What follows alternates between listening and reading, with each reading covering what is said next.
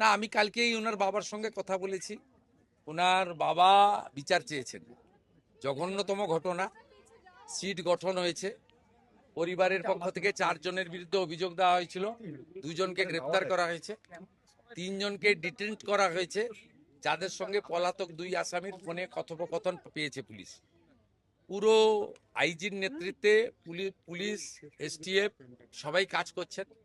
ওনার পরিবার যা যা চেয়েছেন সরকারের কাছে সেই কাজ সরকার করছে। আমি আশা করি যে তদন্তের মাঝপথে আমার না বলাই ভালো, কিন্তু এটুকু আমি বলে দিচ্ছি, পরিবার যেভাবে জাস্টিস চেয়েছেন, পরিবার সরকার এবং পুলিশের কাছ থেকে যে যে সহযোগিতা চেয়েছেন সেটা তারা পাবেন। মোট 4টি মামলা হয়েছে।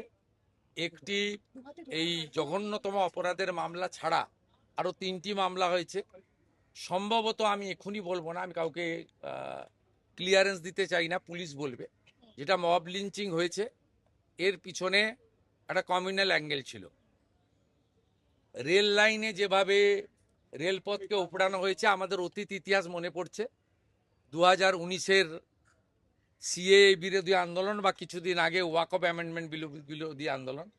তৃতীয় হচ্ছে সিআরপিএফ এর 2 জন জওয়ান আহত হয়েছেন, একটা পুলিশের গাড়িকে জ্বালানো হয়েছে। আপনারা নিশ্চিন্তে থাকুন, প্রথমটার তো বিচার দেব, ক্যাপিটাল পানিশমেন্ট দেব। ওর বাবা যা যা চেয়েছে সব করবে মুখ্যমন্ত্রী। সাথে সাথেই ফোনে কথা বলেছি এবং আমি খুশি যে ওনারা আমার আস্থা রেখেছেন। বাকি 3টে বিষয় যারা যুক্ত, যারা অতৃপ্ত আত্মা, ভোটে হেরে যারা ঘরে ঢুকে গেছিলেন, এখনো ঢুকে আছেন, এই তিনজন মিলে এই যে 3টে কাণ্ড করেছে না, এদেরকেও কিন্তু ভুগতে হবে। এমন ভোগাবো বুঝতে পারবে।